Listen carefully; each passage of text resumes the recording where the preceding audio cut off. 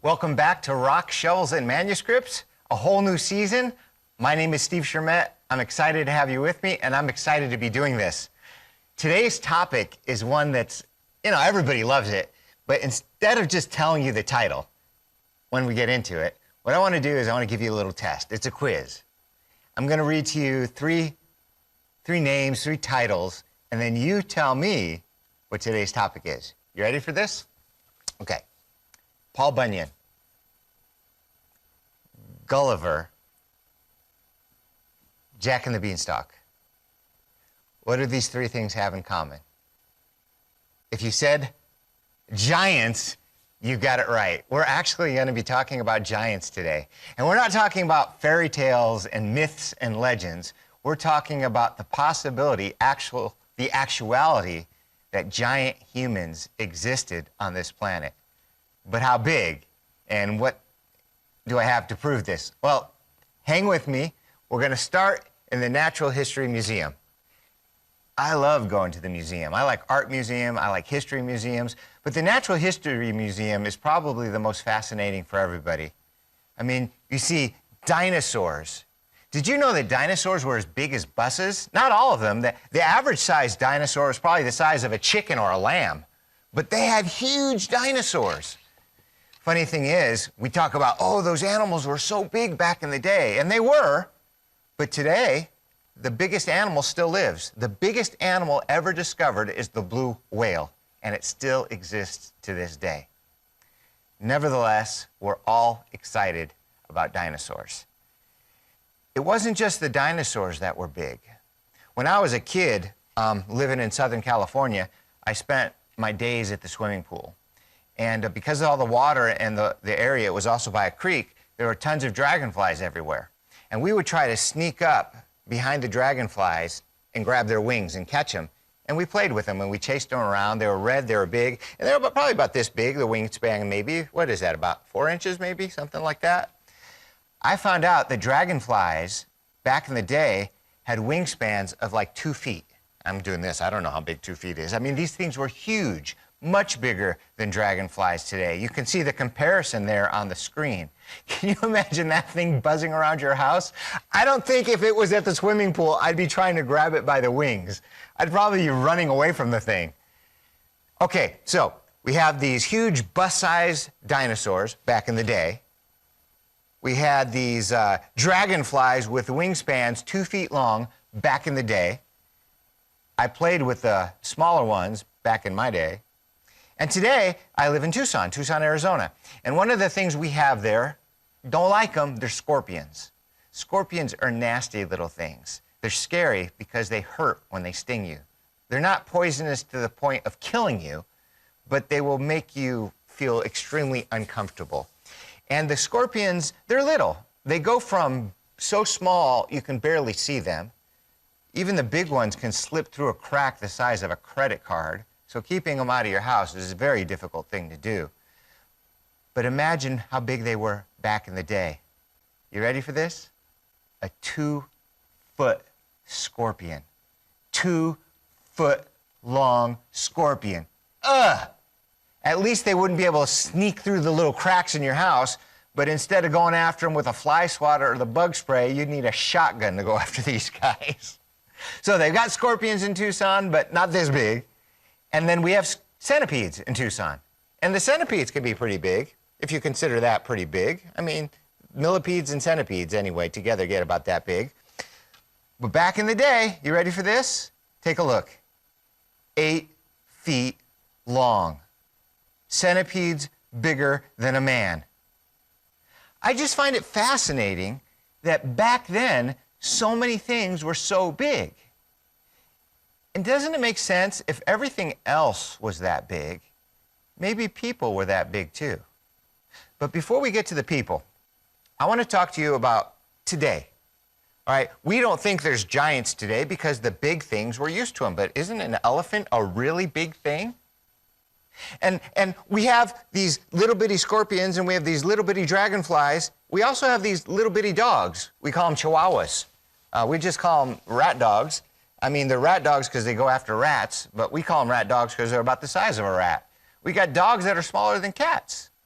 But when you take a Chihuahua and put it up against a Great Dane, they're both dogs, there is a huge difference. I mean, the Chihuahua is about the size of the head of the Great Dane.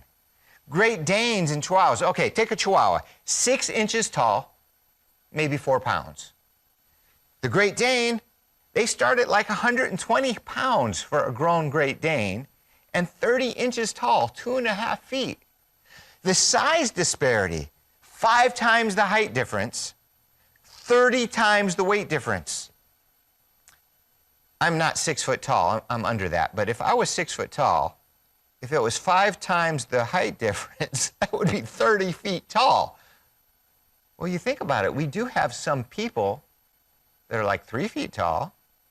So what's 5 times 3? That would make a human 15 feet tall. And the weight difference, wow. So there were giant animals, giant bugs, why not giant humans? Genesis chapter 6, verse 4 says this, and I quote, "There were giants on the earth in those days." Straightforward.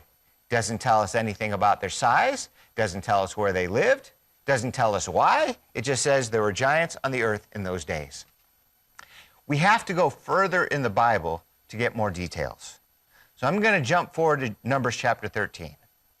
Now, I know some of you are thinking right now, but wait a minute, Steve, what about the Nephilim? Wasn't it the marriage of the angels and humans, or the demons and humans that produced this offspring of giants? No, I don't believe that's the case. Why not? Well, one reason is, after that's mentioned in Scripture, we have the flood of Noah. And everybody is wiped out on the planet, with the exception of Noah and his family. And we have no indication that Noah and his family were giants. Now, when we go forward in the Bible to the book of Numbers, we see giants again. So these giants would have been, from the genetic pool, the offspring of Noah, not from some demon-human hybrid. So even though the topic of whether demons and humans got together back in the day is debatable, I don't think so, but there are a lot of good, brilliant people who do think so. And you could look at it in the Bible either way. I don't think the giants mentioned were these people, these offspring of demons and humans. They're just humans. Numbers chapter 13, during the days of Moses, way after the days of Noah, here's what it says. "There we saw giants, and we were like grasshoppers in our own sight, and so we were in their sight." So we know there were giants back in the days of Noah, but we also know there were giants back in the days of Moses. So how big were they? Well, Noah, Genesis doesn't tell us. But as we get into the other parts of the Old Testament, we have some clues, some hints as to how big these guys were. The first clue comes from 1 Samuel chapter 17. Verse 4 says this, "And a champion went out from the camp of the Philistines, named Goliath from Gath, whose height was 6 cubits and a span." So 1 Samuel chapter 17, verse 4 says he was 6 cubits and a span. We need to answer 2 questions.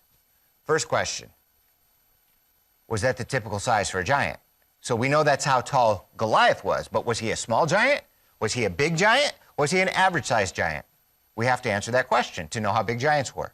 And then we have to answer this question, how big is 6 cubits in a span? That's the New King James Version. It doesn't bother translating that into feet and inches. The NIV does. The New International Version just says he was over 9 feet tall. 6 cubits and a span sounds rather specific. Over 9 feet tall, that sounds less specific. And they're doing that because they're not exactly sure how big a cubit was. It's not because we don't have data. We have data. It's just there were different cubits throughout history. And even in ancient Egypt, the cubits varied by an inch or 2. But most scholars will say the cubit was 18 inches. And they'll base that on a cubit that was found in ancient Israel.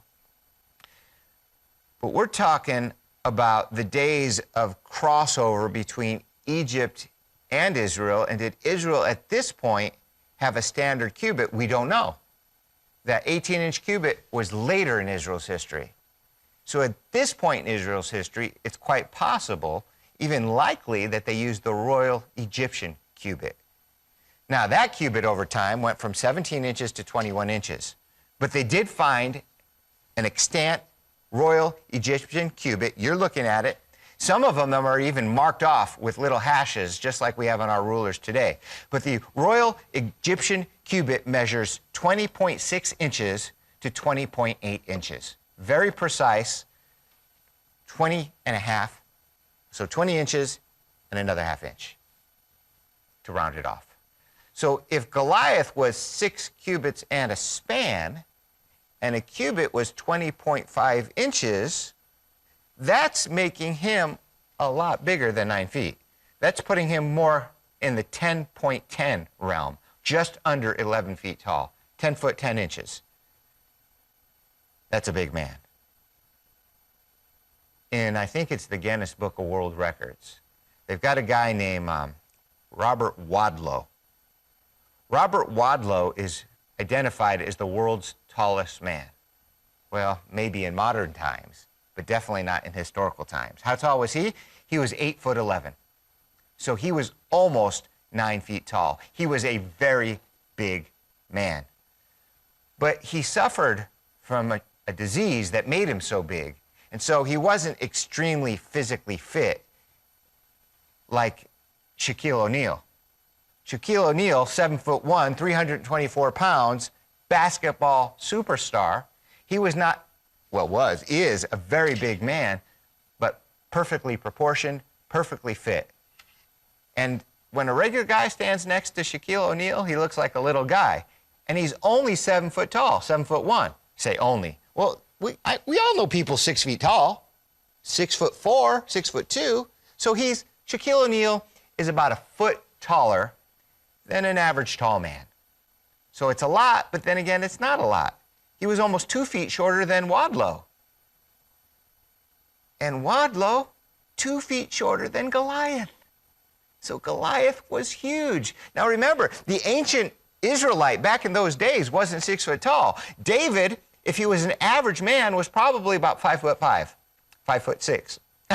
So imagine a guy who's 5.5 feet tall standing next to a guy who's almost 11 feet tall. He was more than twice David's height. That is insane. No wonder these guys said we felt like grasshoppers in their sights. Here's the best way I can equate it. Stand next to a toddler. Have a tall man, a 6 foot tall man, stand next to a toddler. Height, weight, strength, proportion, probably the same. Now, could a toddler fight a man? Not even a chance. We've got a lot more to talk about giants. I hope you join me right after the break. I'll be right back. God bless you. GLC invites you to visit us on our Facebook page at facebook.com/GLCTV. Here you can stay in touch with all of the latest GLC news along with daily scriptural inspirations, current specials in our bookstore, links to our newest shows, and online media, plus articles from trusted sources. Feel free to drop us a message or a question by posting to our page. Please help us out and like our page by clicking on the thumbs up button. Don't delay, drop by the GLC Facebook page at facebook.com/GLCTV. We want to interact with you today. Welcome back to Rock, Shovels, and Manuscripts. We've been talking about giants. If you missed the first half of the show, I feel really bad for you. I gave some amazing statistics about animals and humans and their size differences, and I gave some evidence for real live giants and how big they would have been. We're not talking, 20 stories tall like Godzilla. We're talking about, imagine the difference between a toddler and a 6 foot tall man. That would be about the difference between the giants and modern man. And I pointed out before the break that David, who fought Goliath, was shorter than the average Western man. I mean, we're 5'10", 6 foot tall. It's common for us. The ancient Israelite, 5.5 feet tall, maybe 5'5", 5'6". So if David was 5'6", Goliath was about 10'10", almost 11 feet tall. Amazing, more than twice his size. Now, we talked about Robert Wadlow. I think I found him in the Guinness Book of World Records, if I remember right. Yep, 8'11" tall. Shaquille O'Neal, 7 foot 1 inch tall, 324 pounds. So Goliath would have been huge. I didn't do the math. I wish I had. But he might have weighed half a ton and extremely strong. It said the end of his spear weighed like 20 pounds. Think about that. Picking up 20 pounds with your hand you can do, but putting it on the end of a stick, you'd have a hard time even picking it up. He used it to poke and to jab. So it meant not only was he tall, not only was he heavy, but he was unbelievably strong. I'm sure somebody like that could just one-handed pick you up and throw you across the room. Well, again, imagine your strength versus a toddler's strength. We can pick up a toddler, throw them across the room, they hit us with all their might, and we just giggle. It means nothing to us. So David against Goliath, an impossible fight. Maybe if we have time later, we'll talk a little bit more about that story. But now, what we've been talking about is the actual size of these giants. I gave you Goliath's size based on the royal Egyptian cubit. That was the first clue about giant height.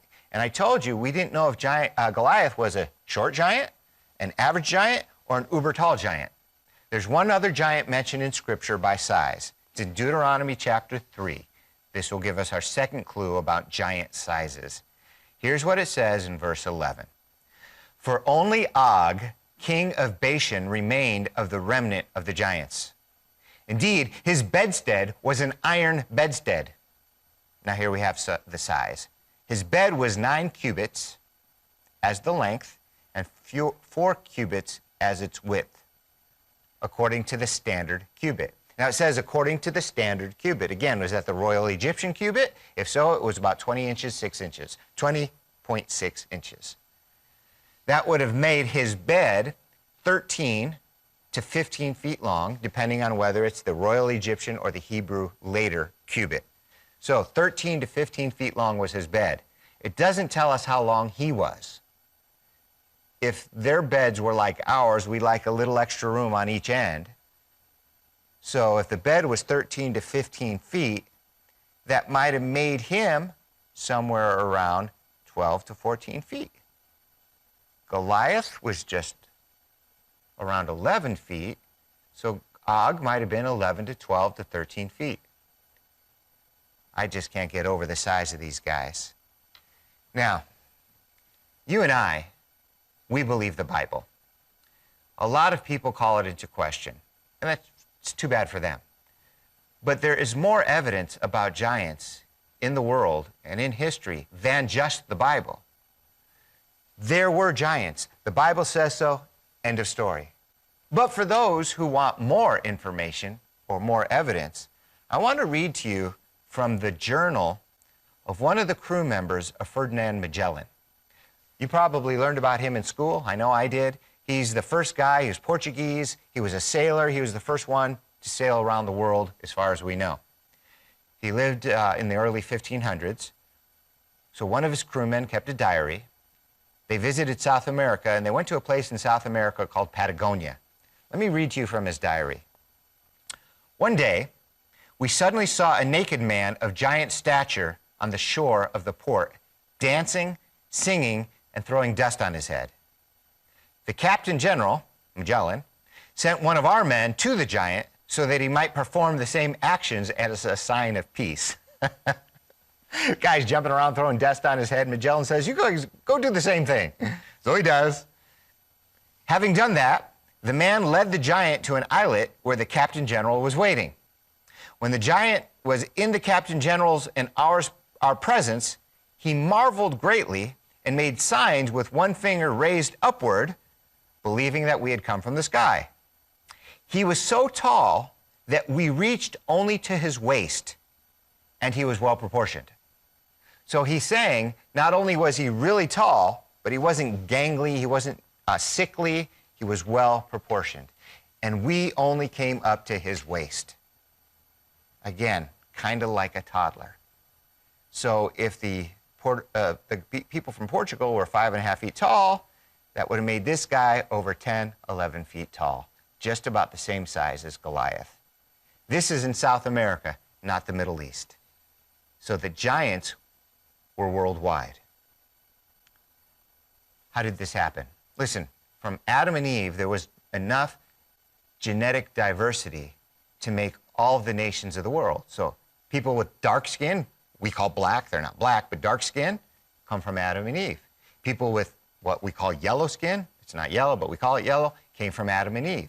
People with white skin, it's not white, but we call it white, came from Adam and Eve. Short people, Adam and Eve. Tall people, Adam and Eve. Giant people, Adam and Eve. That genetic diversity went through Noah and spread across the entire world. Now, early maps of the New World, again, South America, sometimes when it looked at that portion, it said Regio Gigantum. So that area of South America in the New World maps said Regio Gigantum, the region of the giants. I'd like to get one of those maps. That would be a nice thing to have in my collection. So Magellan, his crew discovered giants. The map makers called that the region of the giants. Anthony Knivet, he was an English sailor, and he sailed in the later 1500s. He claimed to see dead bodies of people 12 feet long in Patagonia. So Magellan's crew, I estimated somewhere around 12 feet, and sure enough, Anthony Knivet saw dead bodies of people 12 feet long. We've got the Bible's record. We've got the record of sailors to the New World, at least 2 separate accounts. We have 3 other historians that give accounts of giants. The first one you may have heard of, his name is Josephus, Flavius Josephus. He's the preeminent first-century scholar or historian about things Jewish and how the Jewish community related to the Roman Empire. He wrote a history of Jews. He wrote the book called The Wars of the Jews. He wrote a book called The Antiquities of the Jews, and he's highly respected and read to this very day. I consult him all the time. Here's what he wrote. There were till then left the race of giants, who had bodies so large and countenances so entirely different from other men that they were surprising to the sight and terrible to the hearing. The bones of these men are still shown to this very day. So he's talking about his history. He never saw any giants, but he said that people talked about the giants, and the bones of those giants were still on display to his day. So people in Josephus's day saw the bones of giant people, supposedly. Pliny, a Roman historian, he wrote, and I quote, "The Arabian giant Gabara was 9 feet 9 inches tall. He was the tallest man seen in the days of Claudius." So Claudius was one of the Caesars during the days of the New Testament. We know that he was from Arabia, and he was 9 feet tall, with 9 inches on top of that. So he was almost 10 feet tall. Okay, that brings us to a 2nd century Greek geographer, also a traveler. I guess you had to be both in those days. He wrote that the kneecaps of Ajax were exactly the size of a discus from a boy's pentathlon.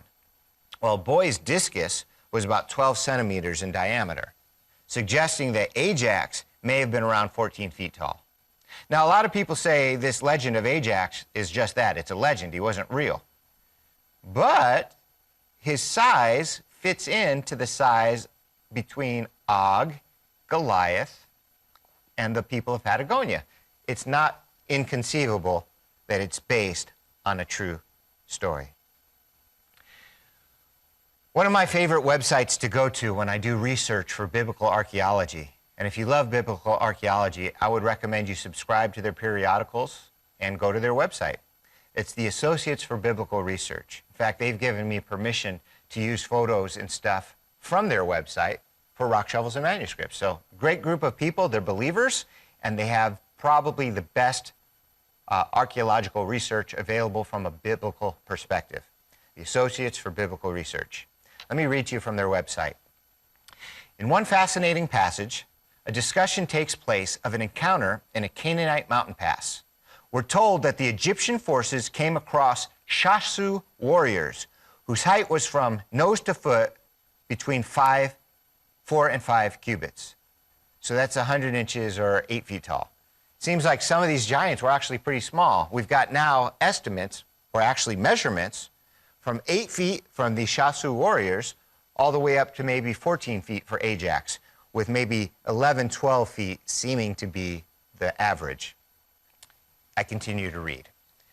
Similarly, there exists an Egyptian relief. A relief is a stone carving that recounts Egypt's battles under Ramses II against the Hittites near Kadesh. And you can see the relief in front of you there on the screen. In the relief, we're told about the capture of 2 Shasu spies. Historians have debated the unusual size given to the captured forces in the relief. You can see it right there. They're huge. They're down on their knees, and they're just as tall as the guys who captured them. Historians have debated this. It's one thing for Egyptian carvings to represent their pharaohs with almost superhuman size. It's quite another for them to depict their enemies as such. Again, the Egyptians seem to be encountering forces of unusual height in their exploits in and around Canaan. Now, the article continues. Let me read further from it. As far back as 2000 BC, Egypt's religious leadership would engage in a peculiar and yet relevant practice for the discussion. They would inscribe the names of their enemies on statues, bowls, or blocks of clay. They'd then smash the objects in the hope of bringing about the named party's defeat on the battlefield. Recovered fragments of these materials are referred to as execration texts.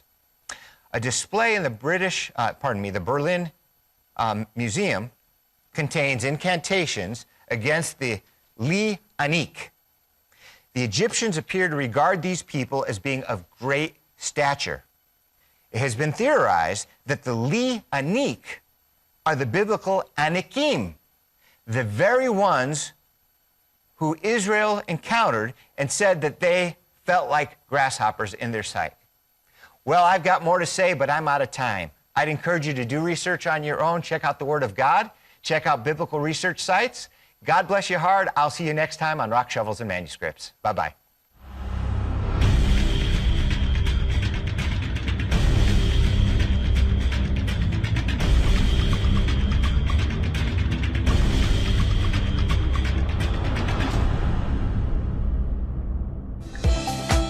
Order your copy of this program from the GLC bookstore by calling the numbers or visiting the website on your screen. Please include the program number when ordering.